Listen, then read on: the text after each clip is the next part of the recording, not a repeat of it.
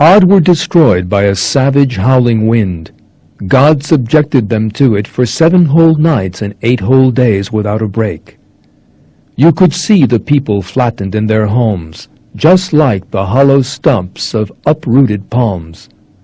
Do you see any remnant of them left?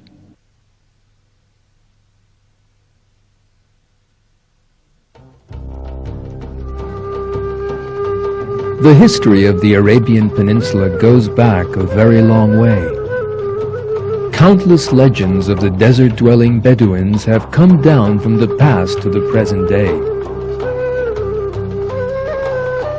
One of these legends speaks of a city built among the empty dunes of the desert.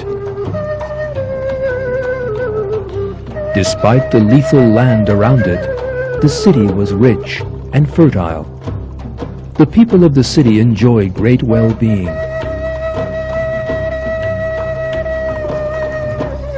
However, according to the story, the people of the city committed a great sin and suffered a great punishment for it.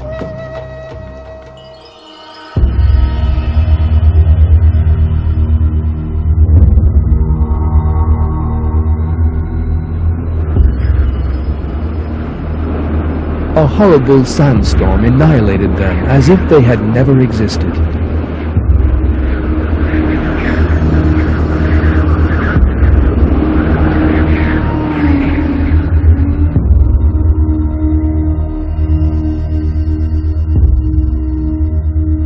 Archaeological research in Oman in the south of the Arabian Peninsula has revealed that this tale is true, not a myth at all, and that the people mentioned in the early sources are the people of Ad mentioned in the Qur'an.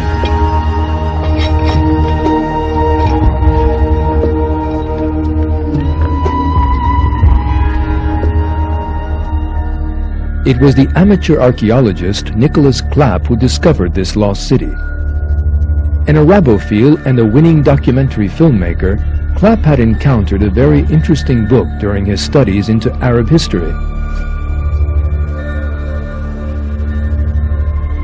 This book was called Arabia Felix, written by the British researcher Bertram Thomas in 1932. Arabia Felix was the name given by the Romans to the southern part of the Arabian Peninsula and meant Fortunate Arabia.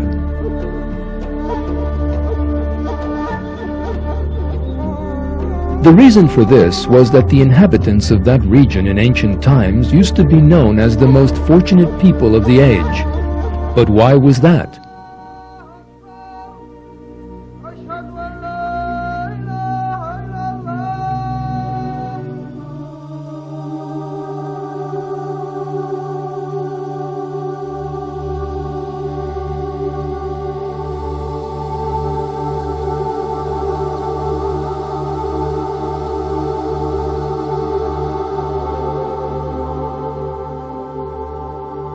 The people of the region produced and sold frankincense, an aromatic resin from rare trees. Frankincense was of great value in ancient societies and was used as a fumigant in various religious ceremonies. That aromatic resin was as valuable as gold at that time.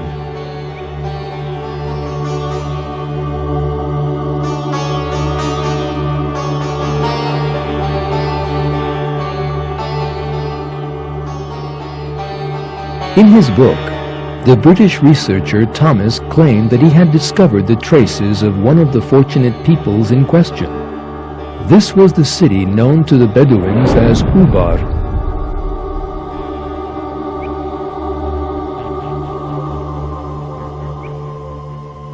On one of his trips to the region, the Bedouins had shown him an ancient track, saying that it led to a very ancient city known as Ubar. Thomas was greatly interested in this matter, but died before he could complete his research. Nicholas Clapp studied Thomas's writings and came to believe in the existence of the lost city mentioned in the book. Wasting no time, he embarked on his own research.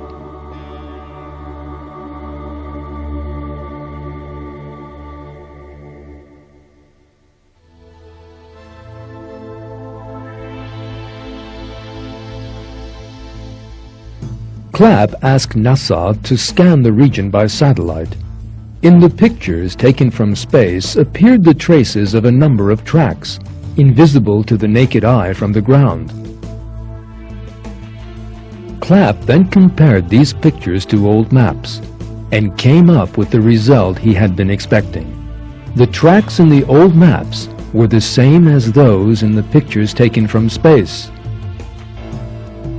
Where these tracks joined was a wide area that was realized to have been an ancient settlement.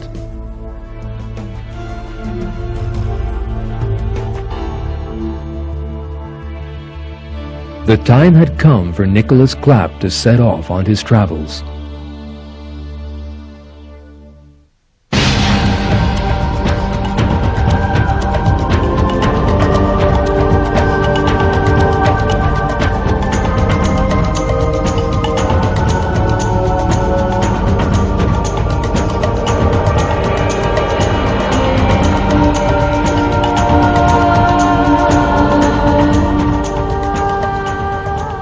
It was a long journey, and one full of adventure.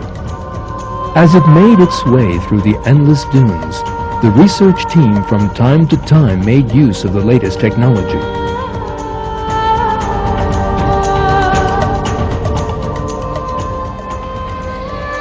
Yet there were also times in that wild place where technology was of no use. Eventually, Clapp and his team arrived at the historic remains they hoped would be those of the city of Ubar.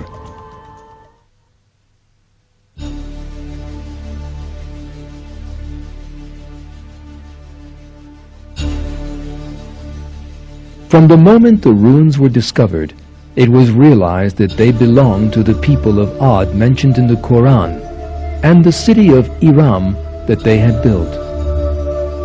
Clapp also made use of the Qur'an during his investigations. In the Qur'an, the city of Iram was described as possessing tall pillars.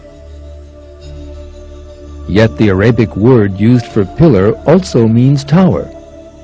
In other words, the feature of the city described in the Qur'an was that it possessed tall towers.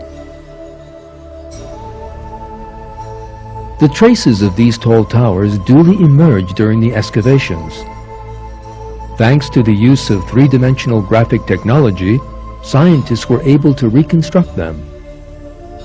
Dr. Zarins, a member of the research team that carried out the excavations, stated that it was these towers that distinguished this city from other archaeological discoveries, and confirmed that the site was the city of Iram, which had belonged to the people of Ad, mentioned in the Qur'an.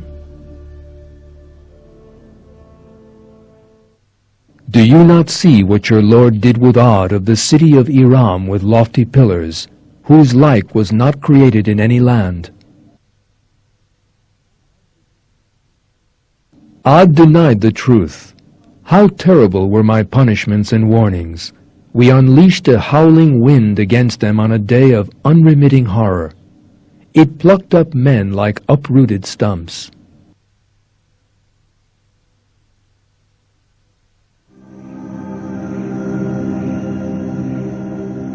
The people of Ad, whose traces the archaeologists discovered in the city of Ubar, had denied the prophet Hud, who had been sent to them, at which they were destroyed by God.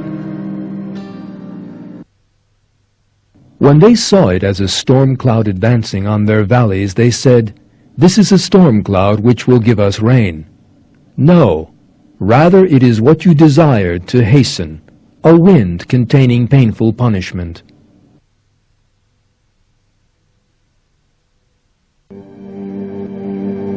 It is revealed in the verse how the people saw a cloud that would bring them great suffering, yet that they failed to understand its significance, believing it to be a rain cloud. This is an important indication of the nature of the suffering that was about to be unleashed on them. Desert storms. The whirlwinds that proceed along by raising up the desert sands resemble a rain cloud from a distance. It is possible that the people of Ad were deceived by this and failed to realize the danger. In fact, Ubar, The Atlantis of the sands was unearthed from beneath a layer of sand several meters thick.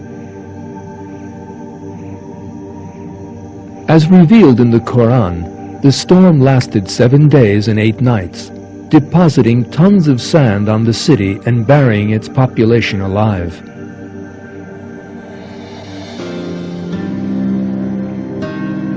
The most important evidence that the people of Ad had been buried in a desert storm is the word Kaf, used in the Quran to define the place of the people of Ad.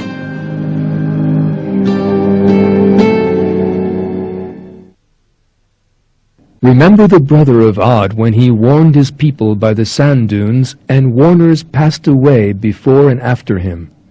Worship no one but God. I fear for you the punishment of a terrible day.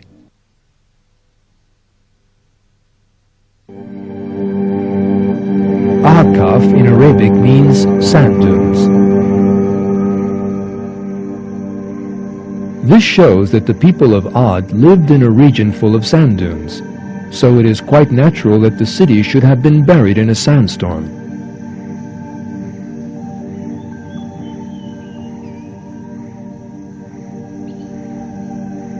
The disaster that struck the people of Ad in the form of a storm that flattened people just like the hollow stumps of uprooted palms must have destroyed the whole population within a very short time. The whole city and everything in it was buried alive under the sand. The desert slowly spread after the destruction of the people of Ad, leaving no trace of them behind as it settled over them.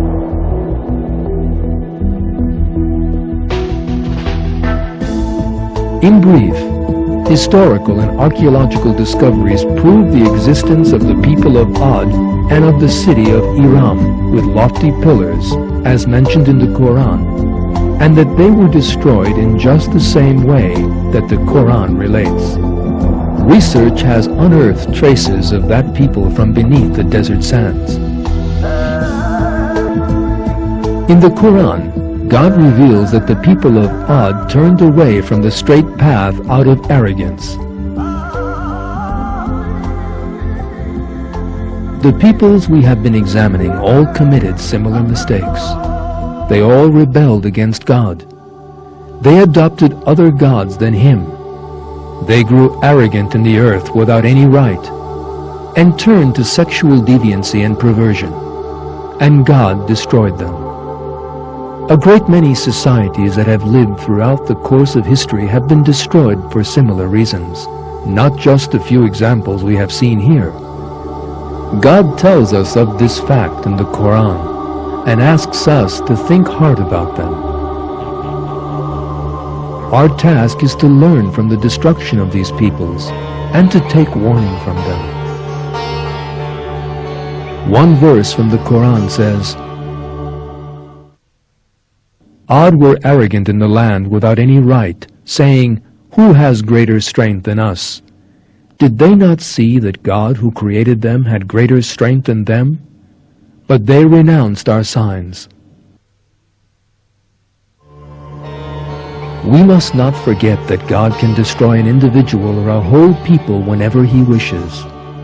He can also honor those whom He wishes and confer blessing upon them. All good and beautiful things are in the hands of God.